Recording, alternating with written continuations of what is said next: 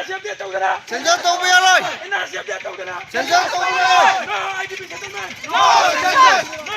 Understand ini hoje na handi koi kini to minare isi full support to ko so please cooperate to ako na sumini pa na cooperate no nung kan na bugi kan to that way ako ju kita understand to sa ai hai ni madam disi na pa na cooperation na han do mani ne to si to sa ni si wari ko ta sa si no the assurance pa mo ai as a messenger ai na ai sai mo ni hai di no na mo ken to ni madam de tani ne ta ai kan lo ke matam lo ke ai sa ke na to Kalau sahaja pun nak sahaja, itu berkanda.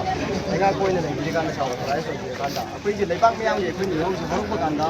Atau district Thobang di Imphal West ki, tapi akan hoju Thobang pun di postpone tahu deh. Apa yang channel itu Thobang itu mengarah ke thagalan pagi apa census tahu ni training tahu ni apa yang apa itu thambal ini. Karigi Thobi trino karigi apa yang nahan tahu bayar yaroi census training tahu bayar yaroi. NRC update tahu ni ada census training saya sudah tahu. Maka tanah tahu bayar yaroi. Tahu betul lagi. Tahu betul lagi. I know the height is not going to call it. Hansan, don't put words on my mouth. I know the height is an assurance period and I got the word like one. Hazard the no worries, just say 90% height. Nanga do that to Matopa district, other district, you don't have a quick district to do during height. For a quick district on a focus of for a quick kakching in a district on the focus of for I don't. Nang ay khang ni dinai sunang khang ni dinai ne ko nung akang ne kitang sai tok si ne hayo